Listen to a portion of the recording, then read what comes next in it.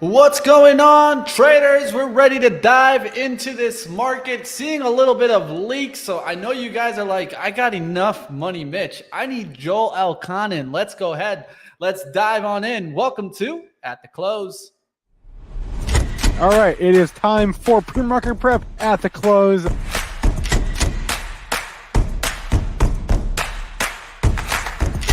3 consecutive highs, opened, matched yesterday's low, and then once it took out there, that's all the breakout momentum traders needed. What's going on, Joel? What are you seeing in this market? All I We, see is a little bit of leaking right now. Yeah, Man. we got some pressure. Wild day. That rally off the open, man, that just ripped some people's face off, including part of mine. Just didn't even blink at the close, didn't blink at the pre-market high, got into the 70 handle, and then we started to pull back, and we were just hanging, off the highs of the day, and you got some COVID news. And at least that's what I'm attributing it to. I'm attributing it to the CDC director saying the hospitalization rates have doubled since May. Mhm. Not good. Hit the market. We start to come down. We made some other rally, attempts to rally back near the highs. And then you get some Fed comments, and then we just started to fall apart here right around 2 o'clock, not 3 o'clock, but 2 o'clock. We are on the lows of the session. That's not a Michigan State shirt. That is Oh, no, a no, no. no, Northern that's Michigan. Northern Michigan, man. Come on, Yes. don't get it twisted. Yeah. The Don't get great it twisted. Come on. Great. Marquette, Michigan. Oh, gorgeous up there. So, and here we are. And bottom number on my sheet, 3808.75. That was your June or July 6th low. And man, we're really close to that. After that, I don't have Charts, anything Joel, else on my charts. sheet. I need some Chart charts. me. I need to see the levels. I just go in so many places here. But I will do this. Come on now. Share screen. Yeah, I'm gonna have to hit Dennis a little bit because it didn't look like the tech held there. No, it didn't. I mean, he's just reading the tea leaves of the paper, He the did, paper in the and morning. I don't think he was wrong in the morning. But like always, we never know until the market open, right? And that's why you always need to be flexible. Yeah, Let's take a he look here. flipped. He flipped. I mean, he as far as the rally off the open, that was there. What took place afterwards, Mm-hmm. who could have thunk it? But anyways, here you are in the S&Ps. This is the low that I'm referring to at 3808.75. We're going to be there in just a few minutes. That was your July 6th low. And then things get kind of thin after that. So watch out. But here we are. I mean, it's a foregone conclusion. It's going to be bad data. I mean, bad data tomorrow. I mean, that's what everyone's saying. I believe you had a Fed head speaking, alluding to that. So the whole world knows that it's going to be bad data tomorrow, and they're going to tank the market. And the market is acting accordingly. Oh, crude. Oh, we're going into recession. Oh, we don't need crude anymore. Down 849 to 95.60. That's 8%. We have gold in the red, 2 by $8, 1723.70. There's your 0875 print for you, folks. There's your July 6th low. And let's see. Bounce. No, not yet. Silver, that's got an 18 handle in it. That's down 27 cents at 1887. Bitcoin, Mitch has got some Bitcoin for you. Down 1180 at 1275. Ethereum futures, they're going the same way, more on a percentage basis, down 9.09%. That's $103.50 at 1035. Yeah, we could talk about the crypto really quickly. I just wanted to mention there was talk about lawyers representing Three Arrow Capital, and we know this is the hedge firm that blew up. Creditors said that the physical whereabouts of Zhao Su and Kyle Davis are currently unknown. So I'm going to go ahead and do a little bit more deeper dive of what happened after that, because I have a feeling they made it there, but that was supposed to be reported at 9 a.m. There is no update. One thing to keep in mind, though, is that they did do a filing on it came in on Friday evening, just coming through there, that they haven't really cooperated with the liquidation process. Of course, this also affected Voyager Digital, and they didn't get their payback. So just look out there. We've been calling the red flag there, and it's not really necessarily to point to the downside of crypto, but more along, guys, just pay attention to the risks that are out there. We don't want to see people get hurt. Okay, let's go ahead. Well, I just want to say, I could tell you where those guys are. Yeah. Yeah. Where they at? Some island. Some island somewhere, right? They ain't coming back. You'll never see Jimmy those Buffett, guys. baby. They are. They're walking around with the Groucho Marx glasses, and they're gone. They took their money. They're gone. They're not coming back. They're not coming back to the courts to go to jail. They're not coming back to the United States to go bankrupt. You'll see Jack Ma before you'll see those guys. Anyways, let's go. All right, let's continue going here. Let's get into some positive. Let's talk about the overall market. I don't know how long it's going to stay into the green. End of that discussion. Okay. I don't know how long it's going to stay into the green, but let's look at the financial services. They were deep in the green, I promise, before I started looking at stuff, but they're quickly dropping here. This looks to me like it was a run into earnings. Of course, we know that they're coming. Earnings really start on the banks on Thursday, leading into also Friday. We get more and more earnings from these banks. You can see JPM getting a little bit of a run today. Bank of America up right now. Joel has, and also I saw Goldman Sachs. But man, when this market turns down, it just pulls everybody down. So just be careful out there. Yeah, I identified. I want to see if buyers are going to step at 31, right? People got their, really tried to build a position at 30 and a half. They couldn't get it. So they moved it up to 31. That held right off the open, spiked to 32, giving it back. I don't know if it's any like fresh longs coming in ahead of the reports, but maybe, hey, it's been a nice ride on the short side. You don't know how they're going to react. A little bit of short covering there, maybe a little bit of buying. But technically, it's only down 12 cents now, 11 cents, holding up pretty well.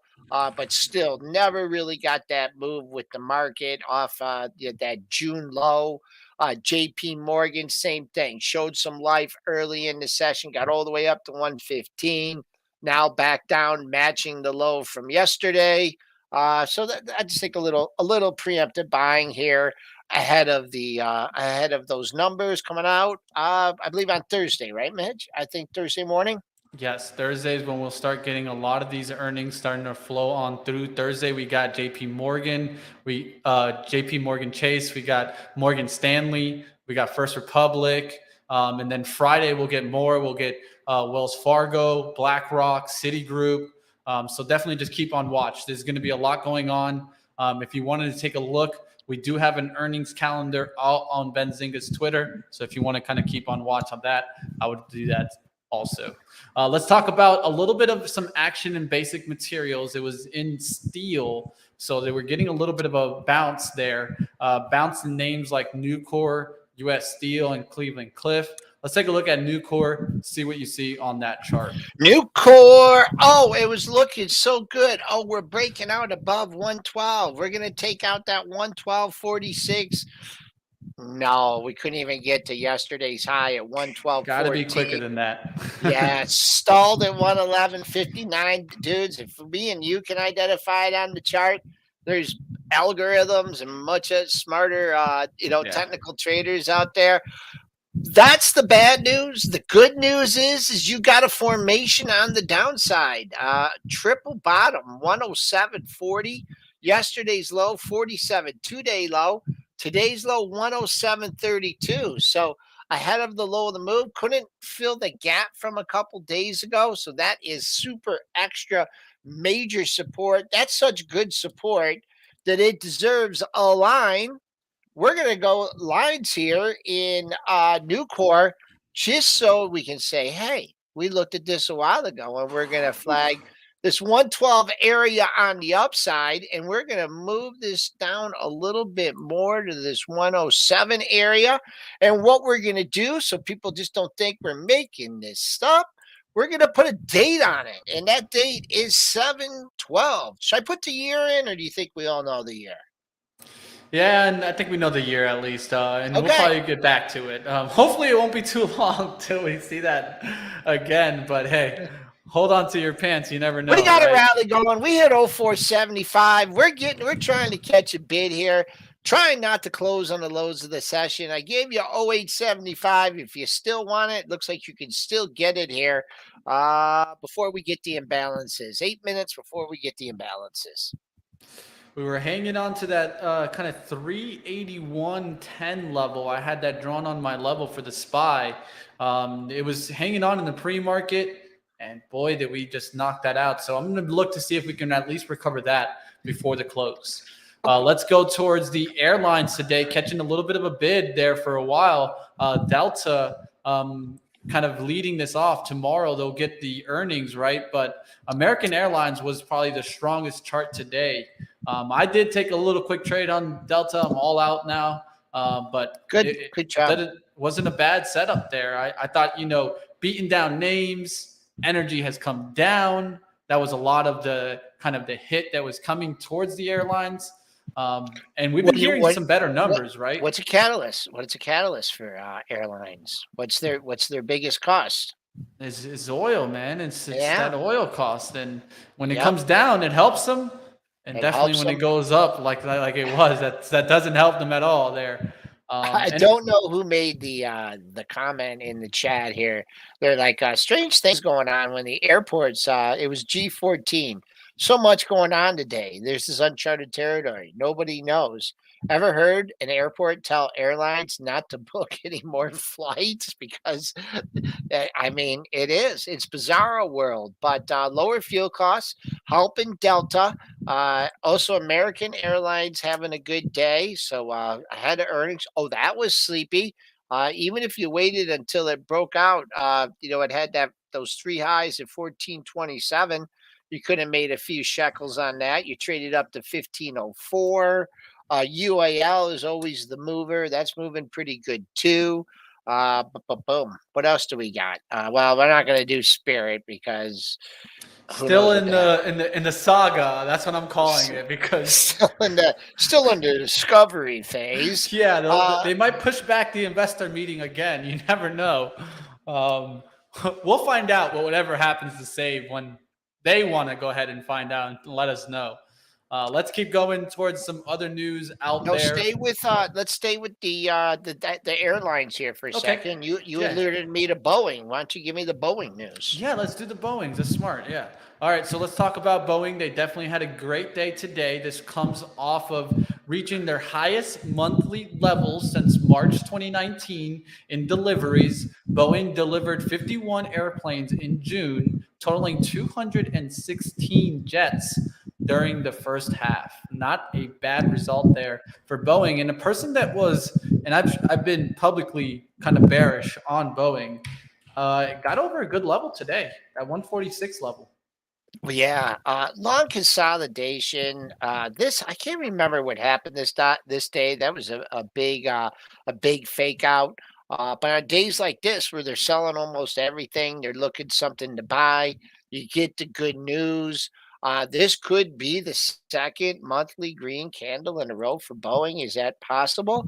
Boom, boom. Yeah, you added $5 last month, $5 last month. Tack it on 9 today. I say that's your star performer here. What I'll be keeping an eye on here, if you're looking for the 2-day move, you got a high at 150.90. That's $5 away. Get up there. That's really the only next resistance level. On that day that it hit 150.90, you closed at 148.90. So the closes. Next day it lost $15. What's the high today? You did get over. You only got by that 48.90. So 150 posing a struggle here for Boeing. Rallying off some good news. Something else is rallying, and that's the S&P 500 index futures. Now 10 handles off the low. 0475. I'm sorry, I missed it. I missed the low by $4. And well, for now, I better not speak here. Anything can happen. You never know.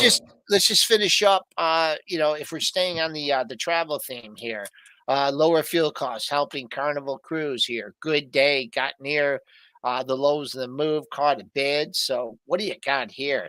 Another line for all you Carnival Cruise Line traders. Oh, 950 me, baby. Look at that. 950 on the gap, 960 on the gap down day where the guy from Morgan Stanley said it's going to zero. And then boom, 941, 953, 945, 943. Today only 927. Good volume. Let's bust out above there and fill the gap from when it got Morgan Stanley. That gap fill would take you up to 1031. Well, let's go towards the news of my stop out trade here. Walmart.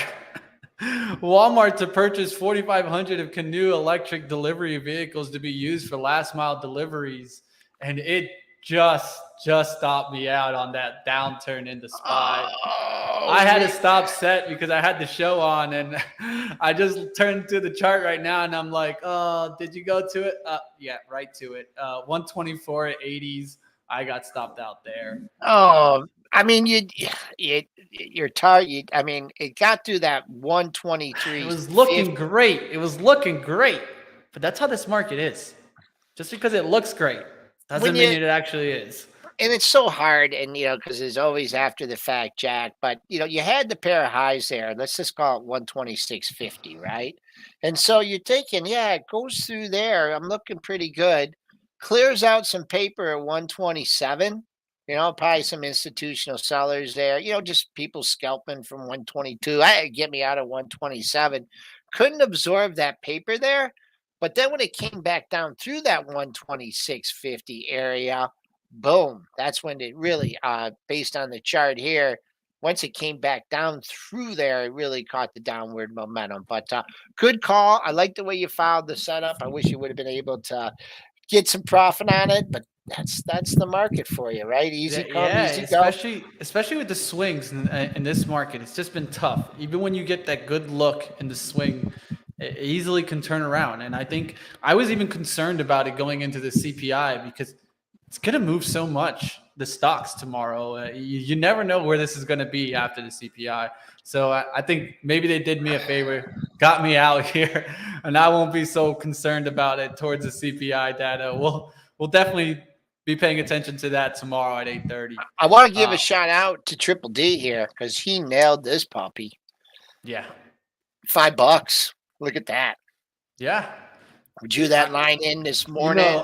I think Triple D nailed it, but I think I might have nailed it even better on live trading. Why? Because I did some retracements. You would be happy, Joel. I did the retracement level. Where does the 50% go to? Right around the 370s.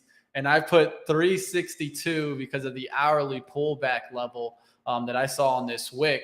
So I was looking at this 360 through 62, 375 area for pullbacks. I think if it can hold there, I'm going to be watching this tomorrow. Yeah. Oh, we're in the 39.20 handle going bid here. What a two-way day here in the market. Looks like we will not be closing on the lows of the session with 10 minutes to go. What you would figure in this retracement from 175 to 5? Okay. Yeah. Just the move from today. I was looking heavy, man.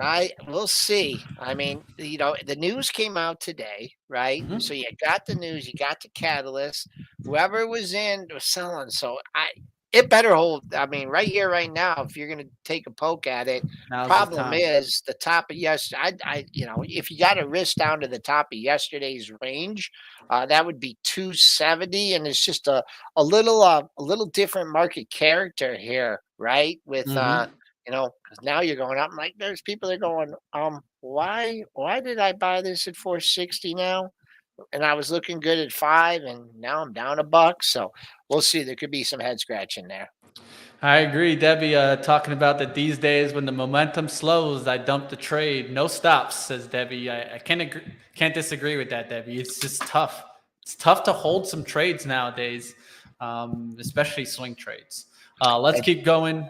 Let's get to some other stocks. So sure. You guys were on top of the Pepsi trade, so let's take a look at the Pepsi. PEP earnings per share were at $1.86 adjusted versus $1.74 expected. Revenues also came in at a beat at $20.23 in the billions, and then versus the 19.51 billion expected. So Pepsi, not bad on the earnings, but turning around there. And I liked what Triple D said this morning. I ain't buying stocks at all-time high. I know. I put that in the. This was the pre-market prep stock of the day. You spiked up. This was the initial spike, right? In the 173 handle. We were covering it on the show. It was right here. Here is your pre-market high. Oh, it actually never got to that. I didn't see that. 173.48. Right ahead of the opening bell. And then on the opening bell, you open 173. Boom, you go to 173.21. And then, whoa, rug pull. And you know what? You want to see how quick the price discovery is this is a 15-minute bar. How long do you think it took to go from the high of 173.32 to the low at that time that was at 169.33? Mitch, how long do you think that took? Hour? 5 minutes? Yeah. Ooh, that's what I call those traps at the open. Trapping the retail. Then it goes all the way back up, and then now we're sliding down. Yep, 5-minute move, baby. Those Spoons algos are in ripping retail. here. People are having doubts about that CPI number. I'm gonna say that if it's not a good, the commodities are down, the prices are down. I'm just going, Mitch. It has me like, when do they take this data? Let's do a quick exercise here. Let's look at crude. And what day do you think they take the data, Mitch? June 1st, 5th? It's usually around I think it's the first 2 weeks, so near the end of the second week of the month, because it would be about, just think about it, right? If you had to put out data, right, and you collected it the first 2 weeks, you probably have 2 weeks to kind of put it together and do the calculations that you need, right? And so from what I've heard, it's normally calculated in the first 2 weeks. I haven't gotten any true confirmation on that. So if anybody has that research out there or seen it, please bring it to us, because I even looked into deep into CPI. I couldn't find exact dates of when they're pulled. Okay, so if we do the exercise, in Mitch's right here, all right, crude. This was the 13th, right? Yeah, right at That's the top. end of this. Okay, so that's not good. Okay, That's what I would be concerned about, because it's like a trick, right? I mean, if you took it on the 13th, that's a whole nother outlook than if you took it at the end of the month. Yeah. This is copper. Well, I mean, we got the $5 a while ago, but if you use that same date in copper, man, oh man, you got the same scenario here, right? Because this is boom, June 13th. If you go to, I think coffee's a little bit different. I don't know how big of that, but corn is what I wanted to bring up. If you do corn, over right around $7 a bushel. Now it's got a 5 handle on it. So there's your corn. Completely different story, right? Yeah, completely different story. June, your wheat has been in retreat. June 13th, you still, whoa, what was that? You were near $11 a bushel. You're down at $8 a bushel. There's wheat. There, cotton. Boom, cotton. Same thing. Look at that. Yeah. Since June 13th, cotton goes from 125. What do they measure cotton in? Bushels or swabs? Do you know? I haven't measured cotton in a long time. What's the contract? Someone help me. I think it's bushels. So you look at your cotton. We did your wheat. What else do we have? For people that like your bacon, your live hogs. Well, live hogs pretty flat. I don't know, all the components are going there. So my prediction is, if it comes out with a bad number, Some Fed head is going to say, yeah, but you know what? Next month is going to be better. And then the market, oh, we got to wait a whole nother month. Bales. Thank you, Manuel Fails Costa. is it? Yeah, Good that's job, what the guys. Good job. Our chat on top of it. I love you. I love you guys, chat. I always love it. You guys love going into there and answering some questions. They're definitely on Look, top of it, and they look at got it right lumber. on. Look at lumber. Same kind of outlook, right? I Yep, mean, here at June 13th, just a few days before that, timber. Look at that. Oh my gosh. This is when you go, you follow the limit. Oh, we're not opening. Fall again, the limit. Oh, we're not opening. Follow the limit. We're not opening. Follow the limit. We're not. Oh man. Well, that's the wood actually traded. I don't know about the lumber futures. I don't know what the symbol is from that. So there's the outlook on the data. Spoos, let's see. We're hanging in here.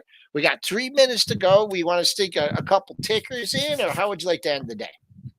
so I'll sneak one ticker in that I say keep your eyes on to see what happens, because it did take a momentary, I'll say a momentary pause in the action, which was Moderna, right? We're hearing more and more mentions from the FDA about COVID. We're hearing more and more mentions about vaccines that are probably needed for subvariants. You've Ooh. seen Moderna go on a run. It just did a nice little kind of inside day, a little bit. Yeah, a It little passed bit. the Not low a much. little bit. Yeah, close enough. Close enough. But now I'm watching to see if it can take another leg, or does it really just start retracing here?